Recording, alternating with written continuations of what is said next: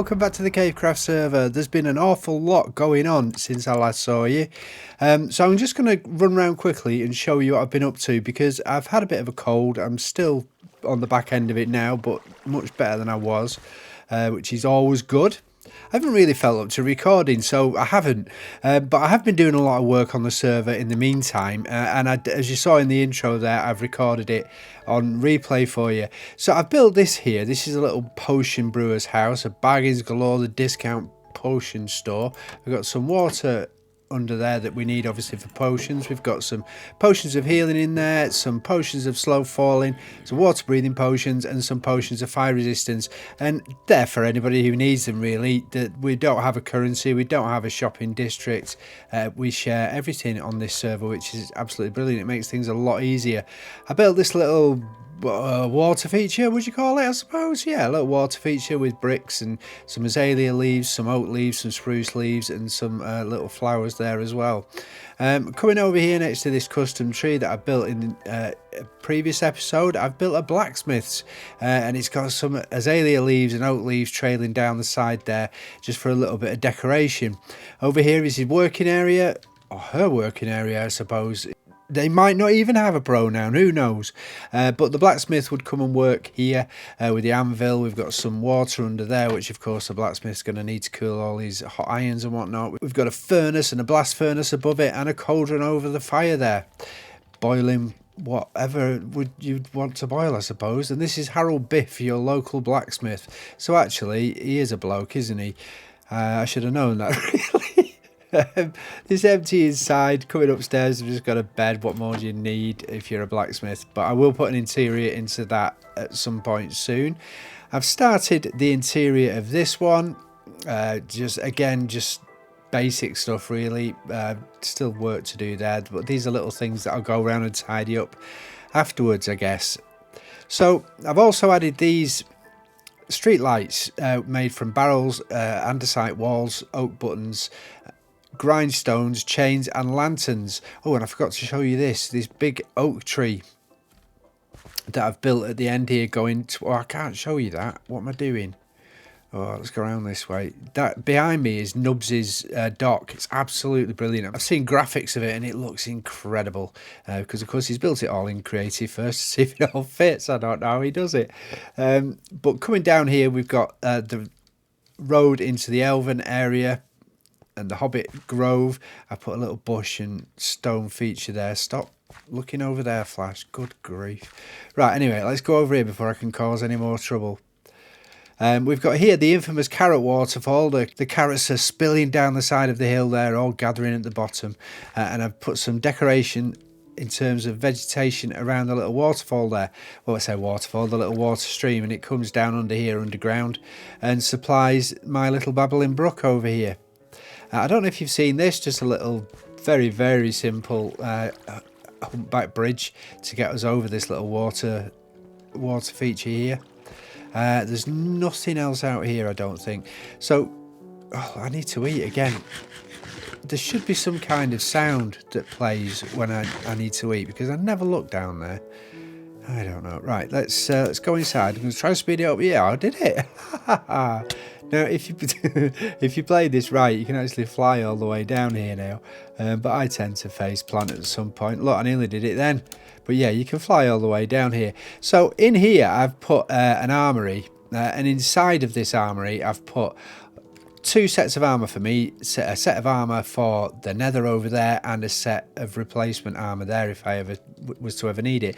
And these are auto dispensers, so I'll stand on that pressure plate there and I'll immediately be armed to the teeth.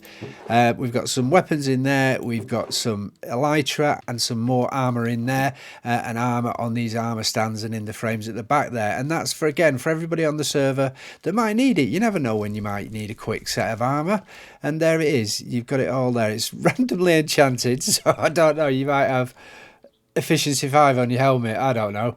And we've built these braziers down here. Not braziers, braziers. Take your mind out of the gutter. And they're just a way of supplying a little bit of light to the area, really, in a rustic way. I'm gonna look down again over here because behind me again is Howard's builder. He's building, I thought he was building a home for the trolls, but I get the impression it might actually be the Dwarven mine, because I was going to put a mine head here because we had this little bit of a cave. I still might. I mean, it'll work with Howard's build. I'll just try and blend it in so it looks as though it's the same builder.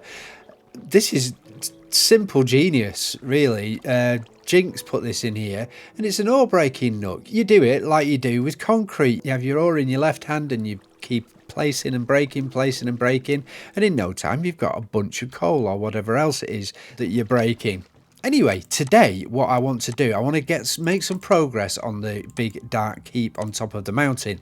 This is where the Dwarven King's throne room will be, and it will hopefully by the end of it be grand and imposing, because although they're very small, the dwarves, I was going to show you this. I built this little balcony here for the stairs, but I built this little balcony and I had a little archway here with some candles in it. Howard was bringing down this staircase from the trading hall and it just popped out directly in the centre there. Now, I don't know if he planned it that way. I'd like to think that he did. But if it was me, that would have happened completely by chance, because I don't really organise very much at all, as you will be well aware. See, I've only got 2 rockets. I keep using loads of rockets, basically because I'm impatient and I want to get places. I'm not going to get up there now, am I? Oh, I can maybe get on top of this. Yeah, there we go. Oh, just made it. So here in the keep, I've dug out all of this mountain that was inside of it and finished off the walls.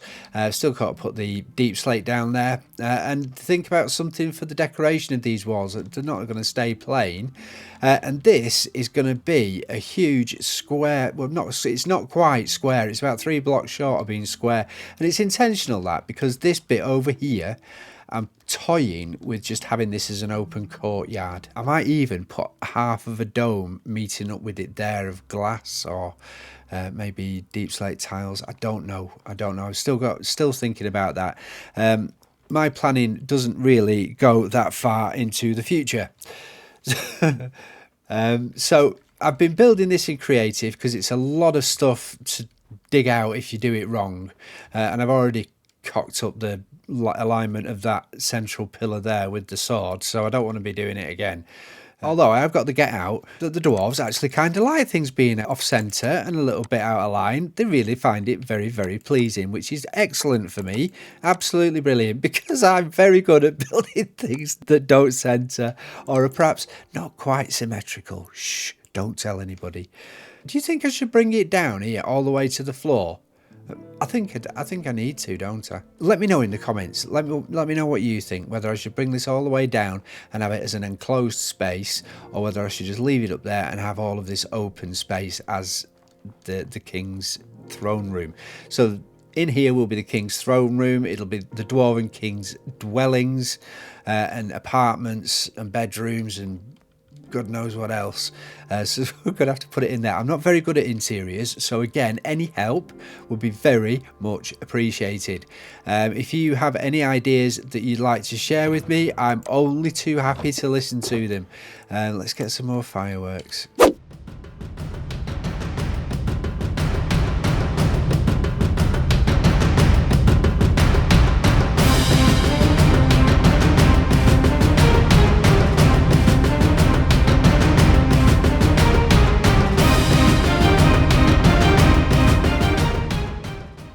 By the magic of YouTube, I've got this finished very quickly. In YouTube time, in my time, it's taken quite a while. Because I built it wrong, didn't I? Spoon. Anyway, what we've got to do now, we've got to build it up, but this time we're going to go up with Blackstone brick. And we're going to put on the decorations on the outside, because otherwise it's going to look quite plain. So let's crack on with that.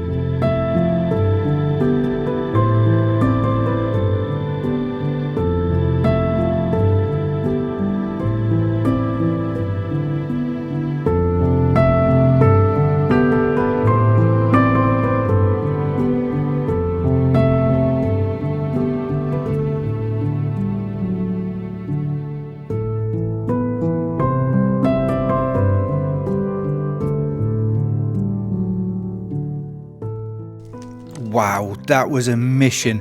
The outside or the external parts of the Dark Keep are now complete. It's taken absolutely ages, I've got to be honest with you, apart from the fact that I built that bit down there, the deep slate bit, wrong in the first place, so I had to redo 2 of the walls. Aside from that, there's just so many little bits that had to be done. I've added these braziers to the corners to fill out the corner areas here. Not only does it provide a little bit of light, I suppose it's almost like a garden heater. No, it's not really. Oh, doesn't the snow look so pretty? I love snow. Anyway, I'm going to take you around and show you what I've done. Let's go over on the tree here and we can have a look at it, and I'll talk you through what I've done. If I could actually land on the tree, I've run out of rockets as well though. Oh, good grief. Right, smack into the... No. That'll do. This is exactly where I wanted to be. Right, okay, so there's the Dark Keep. The Dark Keep is the Dwarven King's residence. It's also the defensive element of the Dwarven realm. Because, of course, we've got the orcs around now. They're kind of trouble causers, and we've got to watch our backs, haven't we? So we've got to be able to defend ourselves in the event of an attack. Now, my objective with this build was to make it as unfussy as I possibly could, but also to make it interesting. So I've used gradients of Blackstone and Deep Slate, the varying formats of that. We've got windows along the top, we've got this little area here in the middle, and that's on 3 of the sides, around the back and on the opposite sides of this one. And I think that is going to be the level where the Dwarven King will live, and where his throne room will be. Although I'm considering putting his throne room on the bottom. Yeah, I think I'll put the throne room on the bottom, and we'll put his residencies or residential rooms up here. Simple little windows along there. We've got iron bars in all of the windows, because I thought, apart from these here where I've put black glass, I just like the iron bars, to be honest with you. Along this ridge here, or these 2 ridges here, I've put anvils alternating blocks. Again, just to give a little bit of a gradient between the deep slate and the blackstone, so it kind of blends it in. Deep slate walls along here to contrast with the blackstone. Some blackstone walls along here, which I think creates a nice little shape here between the blackstone and the anvil. It sort of creates a... I don't know what you'd call it really, but it's an interesting shape anyway. We've got some chisel blackstone here along the top here, just for a little bit of added decoration, and that goes all the way around the top there. And the crenellations on the top with polished blackstone walls, blackstone and polished blackstone slabs. So now I've got to build the interior, and that's going to be a mission as well, isn't it? But I'm going to get on with that perhaps between episodes, and I'll show you what I've completed as you join me next time. But for now, that's all I've got time for. Thank you so much for watching. I genuinely do appreciate it every time you come along. If you're not subscribed, please consider subscribing. It's free and it really does help me out a great deal. If you'd like to follow me on Twitter, you can by following at FlashrabbitP. I get involved in all kinds of different conversations on there, and it's a place where you can contact me and the other cave crafters. Don't forget to follow my friends, the other cave crafters. They're all absolutely excellent. You'll find links to each of their channels in the description below. But for now, thanks for watching. Take care. Bye bye.